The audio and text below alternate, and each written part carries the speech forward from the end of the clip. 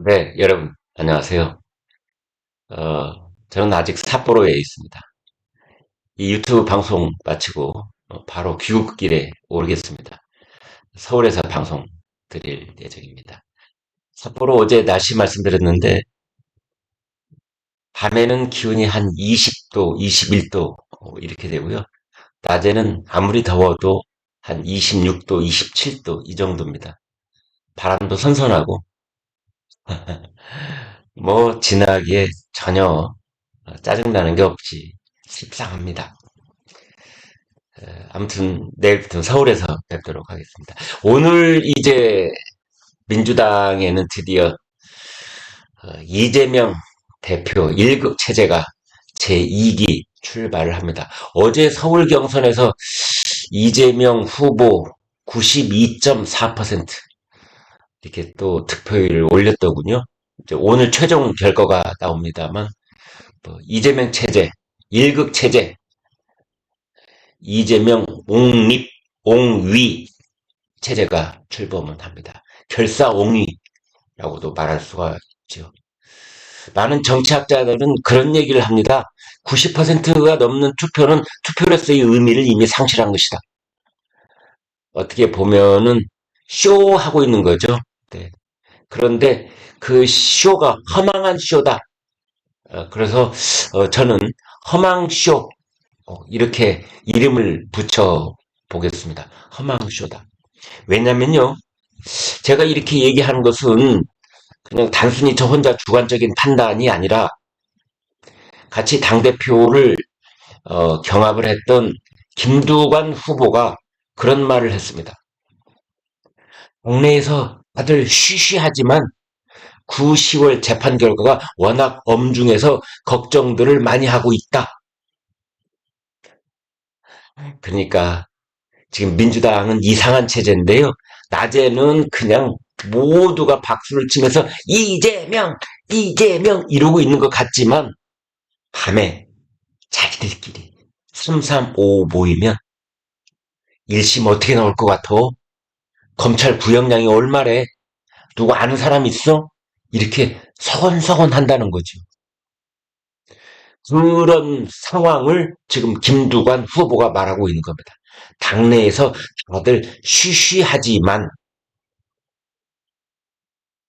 여러분 서로 귓속말로 속삭이듯 하는 그런 쉬쉬하는 체제, 이런 체제를 뭐라고 하지요? 밀고 체제라고 합니다. 말 조심해. 당신 목이 몇 개야? 당신 그렇게 말 함부로 하다가 다음 선거에서 당신 국물도 없어. 이제 이런 체제라는 뜻도 됩니다. 김두관 후보가 YTN 라디오하고 통화해서 그런 얘기를 했더라고요. 기가 막힌 이야기가 아닐 수가 없는데 9월 말이나 10월 초에 이재명 대표의 재판 1심 결과가 나올 수가 있는데 어떻게 보느냐. 그러자 김두관 후보가 말은 그렇게 합니다. 전혀 유죄가 아니라고 확신을 하는데 유죄가 나오면 본인이나 당에 부담이 안 되겠느냐. 이제 말은 이렇게 애둘러서 부드럽게 하고 있습니다만 여러분 9월에 검찰의 구형량이 나옵니다.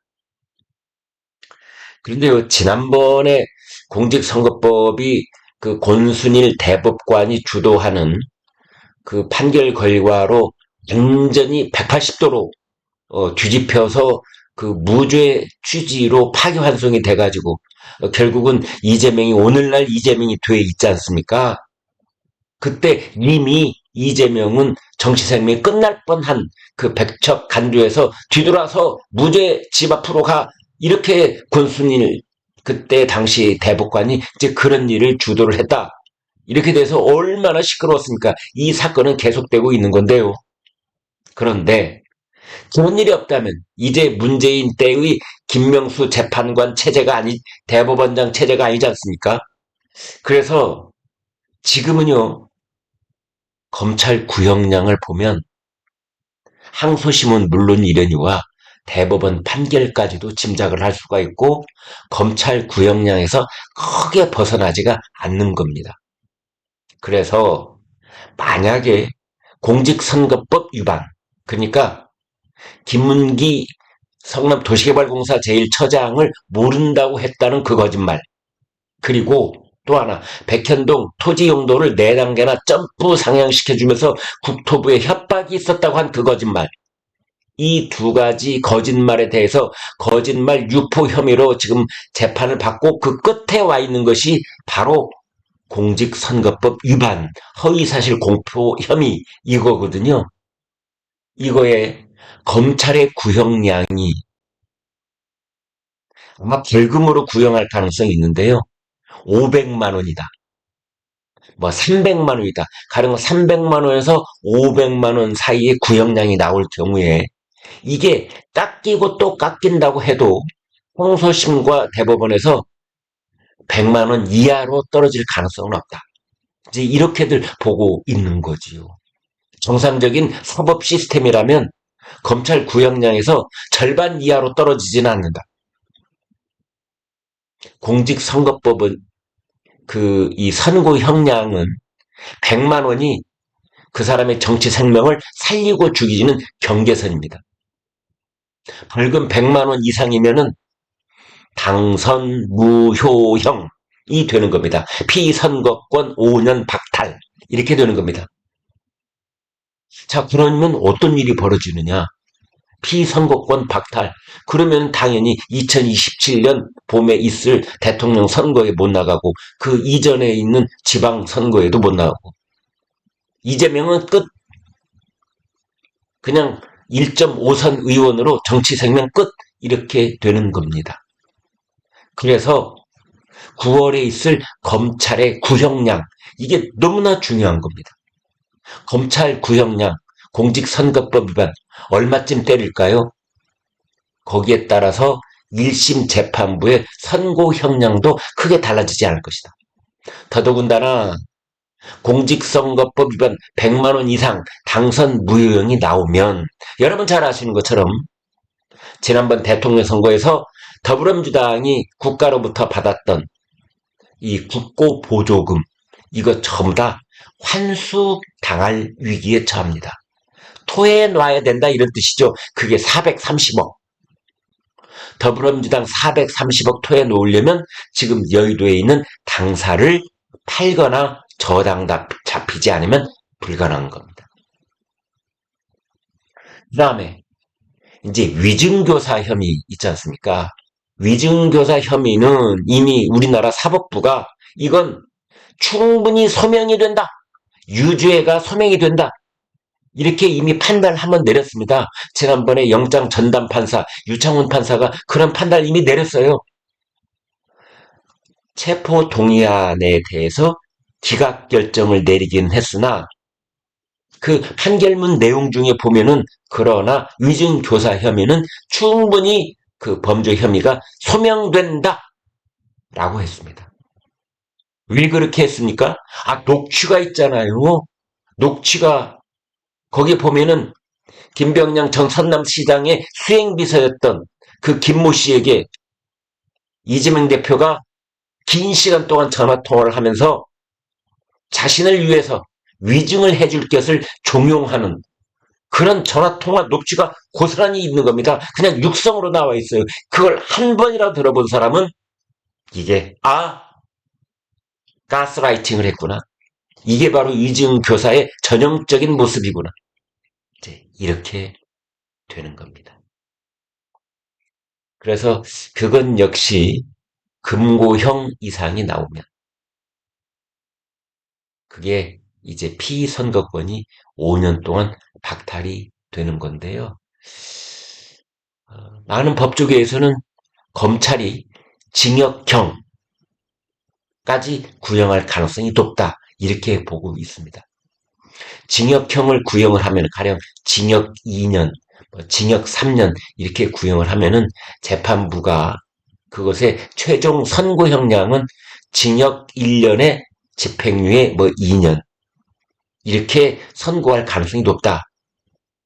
지금 조심스러운 예측입니다만 이제 그렇게 되는 거죠. 그러면 법정 구속은 되지 않지만 금고 이상의 형량이 되므로 그건 역시 피선거권 박탈이 된다. 이제 이런 겁니다. 지금 김두관 당대표 후보, 올까지 이제 후보인 건데요. 김두관 후보가 말하고 있는 지금 당내에서도 다들 쉬쉬하지만 이 쉬쉬하고 있다.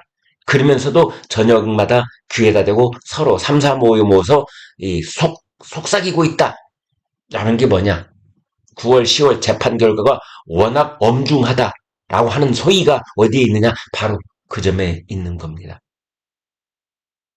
그래서 말 잘못하면은 쥐도 새도 모르게 개딸들한테 찍히고 그러면은 우선 당장 엄청난 고통 속에서 정치 생명이 오락가락할 수 있는 위기에도 처할 수 있으므로 꺼내놓고 말을 하지는 못하지만 이른바 밀고 체제, 누가 누구를 고발할지 모르는, 누가 누구를 내일 당 지도부에 밀고 할지 모르는 그런 상황 속에서 쉬쉬하고는 있지만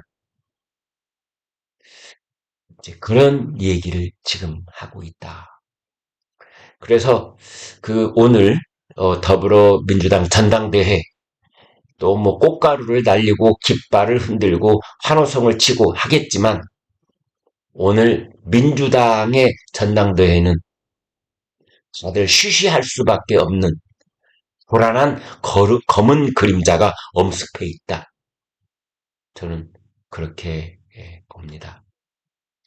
그래서 아무튼 이재명 대표 오늘 아마 당대표 수락연설도 하고 당대표로서의 이재명 체제 제2기의 출범식을 알리는 여러 가지 얘기를 할 가능성이 있고 아마 그 지금 수락연설문을 다듬고 있겠습니다만 92.4% 서울에서의 득표율까지 거기에 덧붙여졌으니까 최종 결과도 아마 그 언저리에 있을 겁니다만은 그러나 오늘 더불어민주당의 전당대회는 검은 망토가 휘날리고 있는 그런 허망한 쇼일 가능성이 있다. 저는 그렇게 봅니다. 오늘 결과 다 한번 지켜보시겠습니다. 그 쉬쉬했던 당내 분위기 여러분 그런 낌새가 어디에서 나타나는지 한번 지켜보시죠. 구독, 좋아요 부탁드리겠습니다. 여러분 대단히 고맙습니다.